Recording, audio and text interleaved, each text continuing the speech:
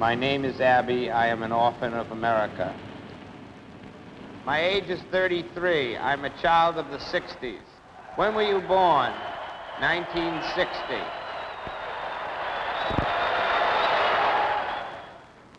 Four years old. Yes? Yes. Good. Yes. I saw Marx Brothers cartoon on TV. Uh-huh. So I was a Marxist since 4. I am a revolutionary, though, because I consider all the isms dead. Anarchism, socialism, communism, capitalism, ismism, libertarianism, anti-disestablishmentarianism. All the isms are dead, socialism, but what lives on are reactionaries and revolutionaries, those that want to maintain the status quo and those that want to change it drastically. And I'm in the second category, right? I'm a revolutionary in that sense. Yes. It doesn't mean I have a bomb in this hand, but I might have it in this hand.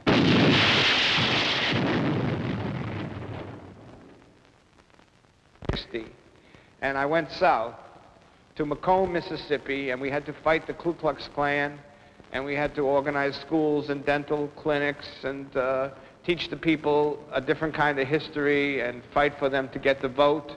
And it was very dangerous, and we were arrested many times and beaten.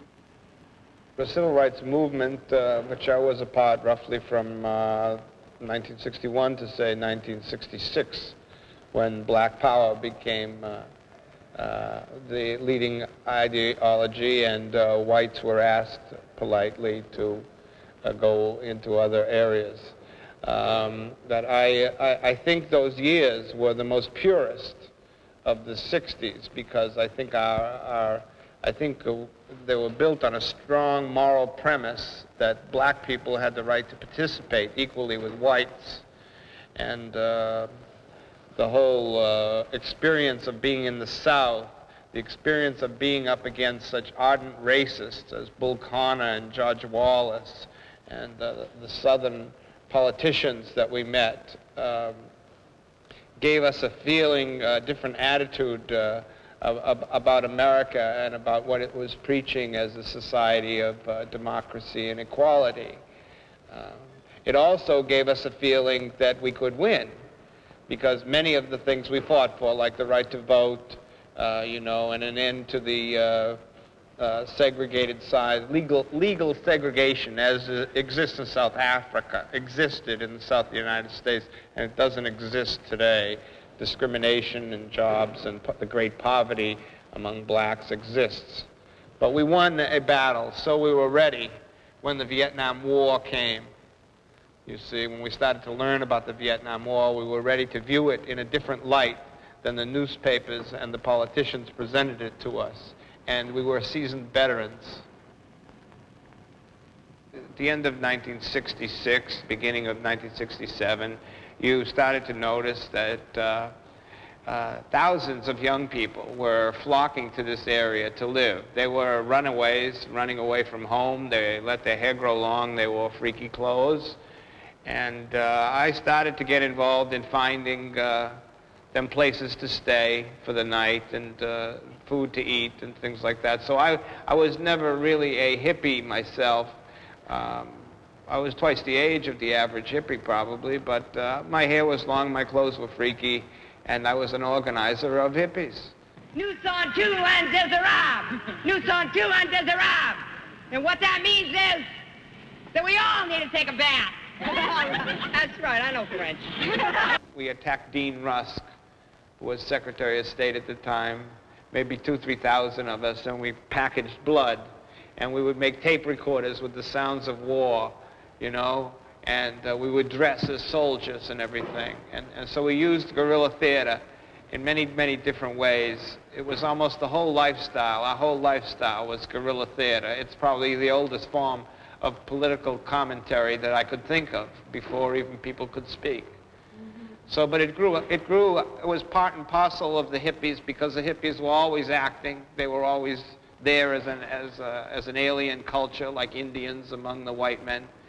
And It was my job, I thought, to bring them into the anti-war movement, to make them political. We would use the media in a very clever way. We used television. We were born of television, so the generals fighting the war in Vietnam, you see, they want to read in the Wall Street Journal or in Dow or Le Monde and everything what's going on in the war, you see. But meanwhile, in the United States, the people, especially the young people, are watching what's going on. They are watching. So we understood that. So we will give them something to watch as well. So a lot of they started to identify rock music, marijuana, freaky clothes, long hair meant being against the war, not registering to fight. If you got in the army, you made a big fight with the generals. It was a stance of resistance. So we developed a culture, a whole culture that was resistant. And that was the way, rather than politically. We didn't bother running candidates to stop the war. We ran rock groups. Trucking, got my chips cashed in, keep trucking. I ain't got no reason for living. I can't find no fault. California, I'll cut you in a day. Hey, Mr. Tambourine Man, play a song for me. I'm not sleepy, and We'll be lucky to get out of town. All right, should you know it's gonna be? Should we do all right? Should you know it's gonna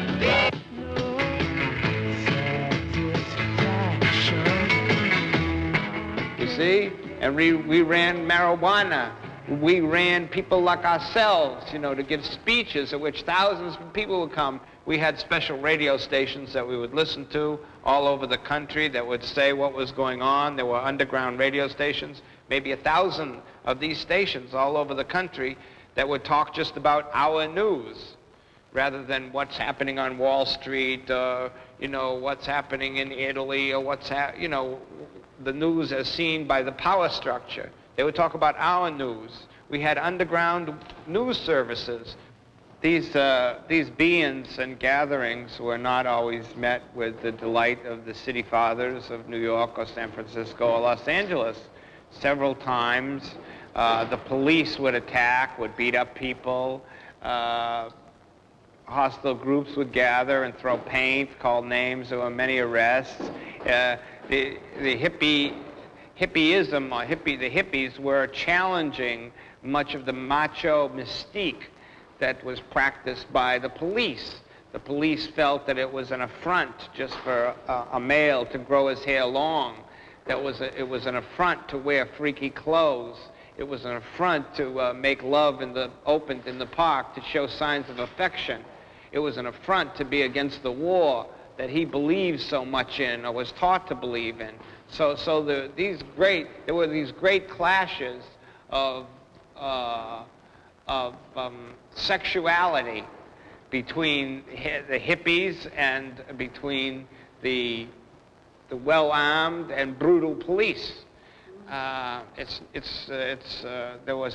was very psychological and very sexual. The remarks that would pour out, you know, from the police were all sexual in nature. And so this culminated for us. We had a party with 5,000 people to celebrate the birth of spring in Grand Central Station, and many people were beaten and arrested and hurt real bad. I had a dislocated vertebrae myself. I was beaten by a special guard of police that made a beeline for me. Hippies symbolized anything. It was a hedonistic lifestyle that attacked the underpinnings of the Protestant ethic, of the work ethic.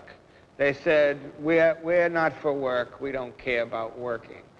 Jerry Rubin, myself, John Sinclair, Huey Newton in the Black, Stokely Carmichael, these were the people, these were the organizers who were on the street. These were the ones that were being beaten up. These were the ones under surveillance, you see, because these were of the people. Many of those left Trotskyite type rallies that they would have, they would never let me speak. They would never let a Jerry Rubin speak. We had much too big following. We had much too big support. you see, and we were much too radical.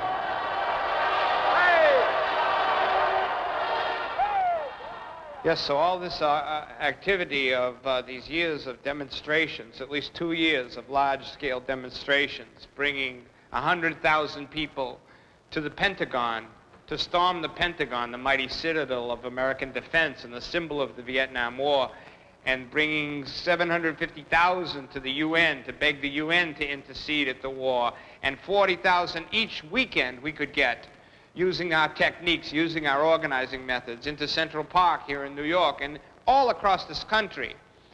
And we saw that the next logical step was for us to protest outside the doors of the war makers in Chicago in 1968, in the August of 68. So we started our activities, we started planning, we started making buttons and posters, and we started negotiations with the city. And of course the mayor there, Mayor Daley, was a very implanted bull of a mayor. No one told him what to do. No one was going to push him around. Certainly not a ragtag army of hippies and faggots and nigger lovers. That's how he called us. So the negotiations kept stalling and stalling and stalling. And you could see from the city's point of view, if they gave us a permit, if we could bring in rock groups and things like that, we would have 200,000 people in the park. And so when the cameras came to cover Hubert Humphrey winning the prize that Lyndon Johnson had abandoned, there would be a lot of focus on these 200,000 people who were against it. So they never gave us the right to assemble and protest, which is guaranteed under the American Constitution. Instead, they threatened us. Stay out or we'll beat you up. Stay up or we'll shoot you. So only a few thousand came, about 5,000 at first. And there was battles to sleep in the park. It was 12 miles from the convention site. You know, everyone said that they're beating at the doors of the convention. We were miles and miles away on the other side of Chicago. And so each night the police would come in with tear gas and smash the students and the young people, and they would run into the streets, and they would run through, and they would run through the shops and smash them. And each night it got worse. And what made things worse for the Chicago police was that they would smash the reporters, and they would break their equipment, and they would take off their badges, which is illegal. And people are watching this on television, and they've never seen anything like this ever in the United States. And young kids, they would drop their dinner, and they would run and get on the plane, and they would fly to Chicago. So by Wednesday, there were 10,000 of us. Our numbers had doubled. And the beatings continued. And I think that those images, they lost Humphrey the election, certainly. They were our May 68. It was the Civil War. It was the closest you can get without guns to having a civil war. And it was the watershed of the whole 60s. So much so that Chicago, from that day until this, almost till this, is not so much a city as it is something that happened, some apocalyptic moment that jolted history in the same way that May is not a month, but May 68 in the French consciousness is an event that gripped the whole nation, and that things could have gone a different way. Maybe they did go a different way. Maybe they didn't go enough. A partial revolution had happened. So that's what happened in Chicago. And Richard Nixon, when he became president, was not going to forget so easily that episode, and immediately began, he and J. Edgar Hoover, this is well documented now with federal documentations. They began a showcase trial. Get me 8 New Left leaders. It was Jerry Rubin, myself, Tom Hayden, Rennie Davis, who were almost like the 4 Beatles in a certain sense, of a political sense, because we were all different personalities. I write about that in my book. Dave Dellinger, who was somewhat older, but a very important organizer. Bobby Seale, who had given a 15-minute speech and didn't even belong there. I don't know why. They just threw him in because he was another troublemaker, and they wanted to get the Black Panthers some more. And two college graduates, Lee Weiner and John Freunds, who did very nothing and didn't play a big role in the part. It was a conspiracy trial, and they're very difficult to defend against because they only have to prove one act and connect everybody to it.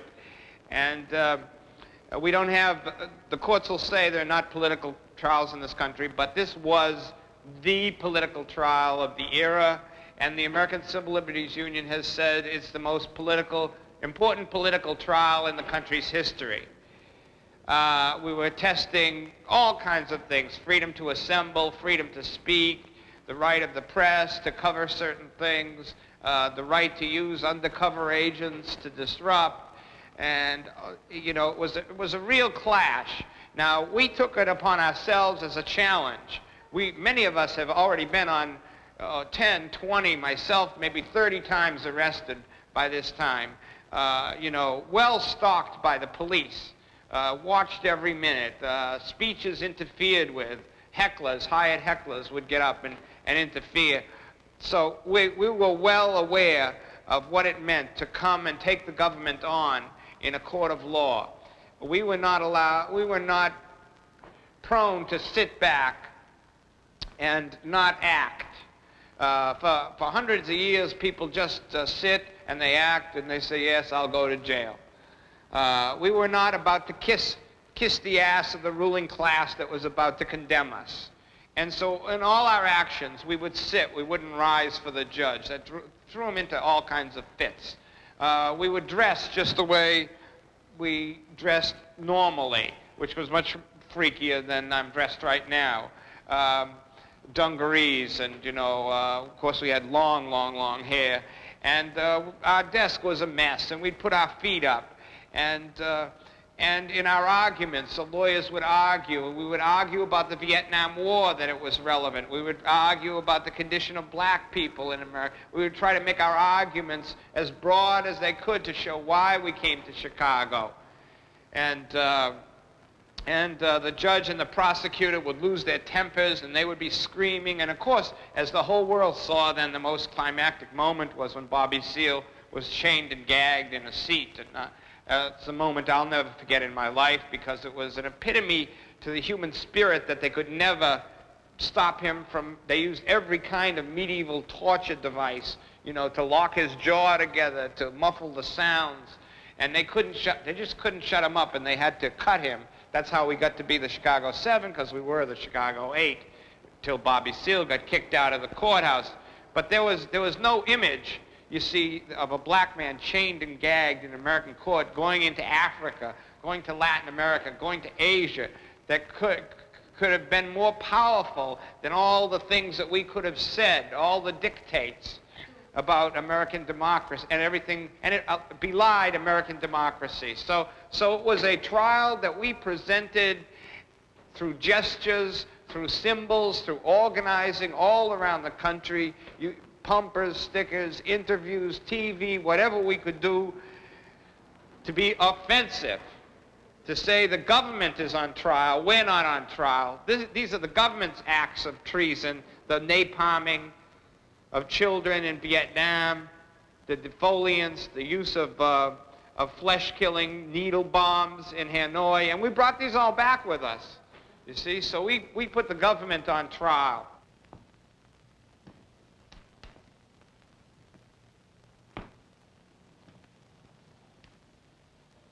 Will you please identify yourself for the record? Where do you reside? I live in the Woodstock Nation. Will you tell the court and jury where it is? Yes, it is a nation of alienated young people. The court, judge. Excuse me, sir. Read the question to the witness, please. Question is read again. Will you tell the court and jury where you reside? The court, just where it is, that's all. The witness, it is in my mind, and it's in the mind of my brothers and sisters. We carry it around with us in the same way that the Sioux Indians carry around the Sioux Nation. It does not consist of property or material goods, but rather of ideas and certain values, and those values being cooperation versus competition, and that we believe in a society. Excuse me, Your Honor, that doesn't say where the Woodstock Nation is, whatever that is anyway. Mr. Weinglass, my lawyer. Your Honor, the witness has identified it as being a state of mind, and he has, I think, a right to define that state of mind. The court. No, we want the place of residence. If he has one place of doing business, if he has a business, or if he has the desire to tell us both one address, if he lives in a home or a house, that will be sufficient, but nothing about philosophy or India, sir. We don't want to hear about India. Just where do you live? Do you have a place to live? Now, you said Woodstock. In what state is Woodstock? It is in the state of mind, sir, in the mind of myself and my brothers and sisters. It is a conspiracy. Can you tell the court and jury what is your present occupation? I am a cultural revolutionary. Well, the sentence is confusing because we were freed for conspiracy, and then 2 were let go, and then the main 5 of us were the ones they really wanted, were found guilty of inciting a riot for 5 years in prison. And lots of things happened to us as a result of that. We were in jail for a short time, but 500,000 people rioted in the United States, and they burned down banks and overturned cars and everything, much like the riots that happened in France. And as a result of the support of the people, we got out of jail. And we won on appeal. We won the case on appeal 2 or 3 years later, and we're exonerated now. Whether it's in New Haven, whether it's down here in 100 Center Street, or any fucking place in this country, because there's no such thing anymore as a political trial. There's no such thing as a political prisoner. All prisoners are political prisoners. All trials in America are political trials. And when you go into jail, you see that. Because you see that 90% of the people in jail are black. That's what you see. You see that 90% of the people are young. That's what you see. And you see that 90% of the people haven't even had a fucking trial yet. And they're there because they already have preventive detention. That's what you see in jail. Everybody ought to go there rather than sitting in a fucking minimum security jail like NYU. At that moment, when the polka was hot, you see, we had a chance to really change society, to change the United States. And at that moment, there were thousands and thousands of secret police, because that's what the FBI is.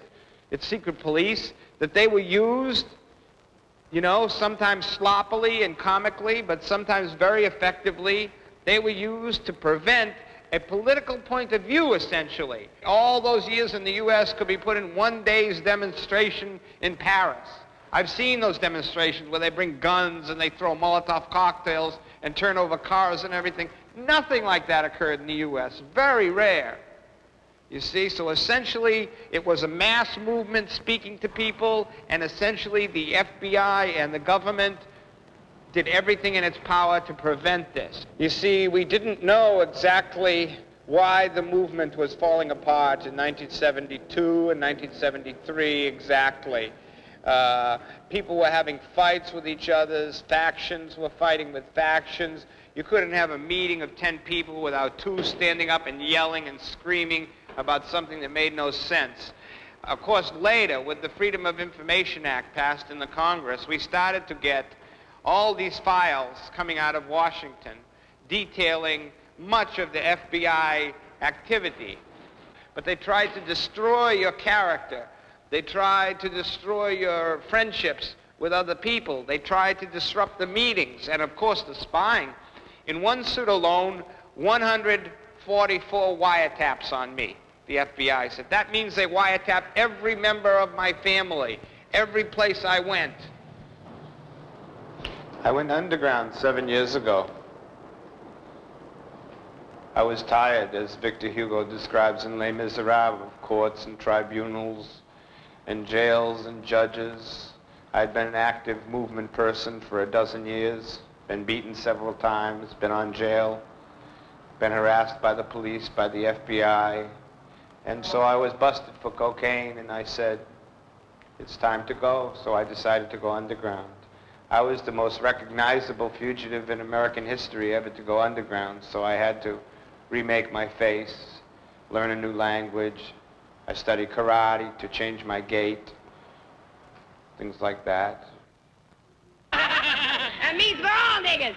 We're all Viet Cong. And I'll tell you, those stoned Viet Cong niggers right now, we just talked to them in Sweden, and they said, we're driving into Cambodia. We are kicking the shit out of the CIA and their puppets right now. And they're stoned Viet Cong niggers, and they're fighting like motherfuckers.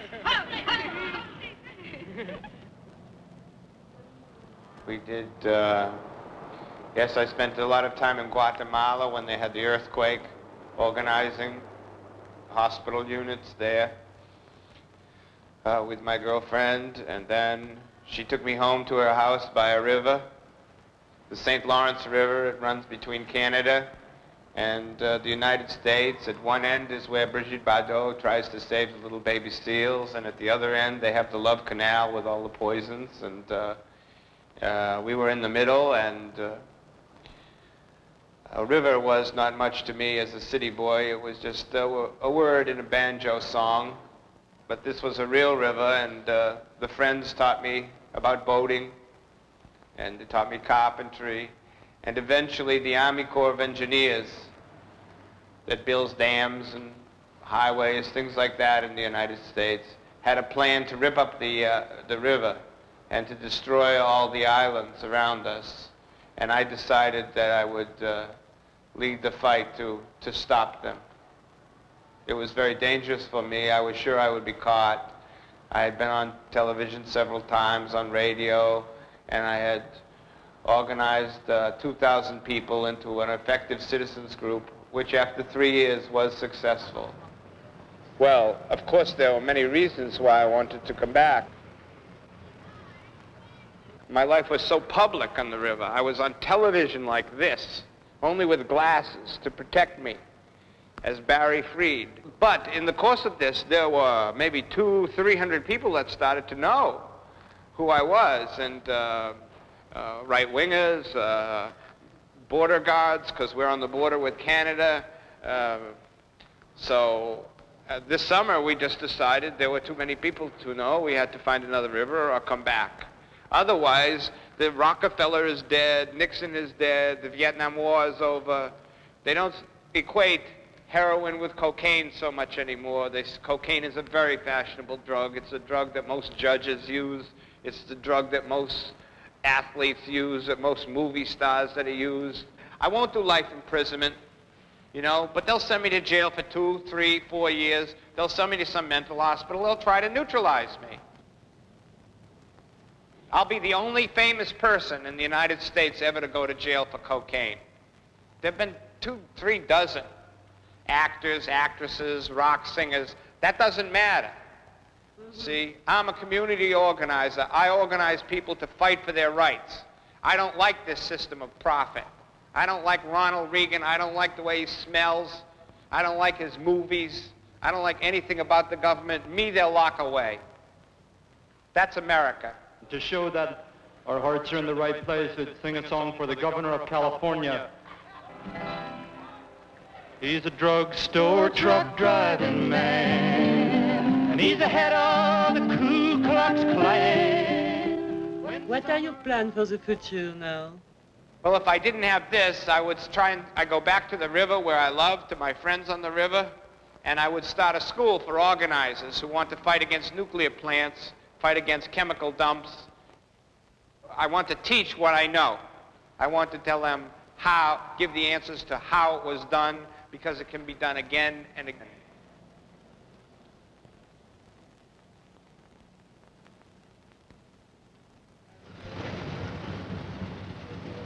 Life actors never rehearse and need no script. A life actor uses only what is available, nothing more and nothing less. Don't you know it's gonna be? Should we do all right?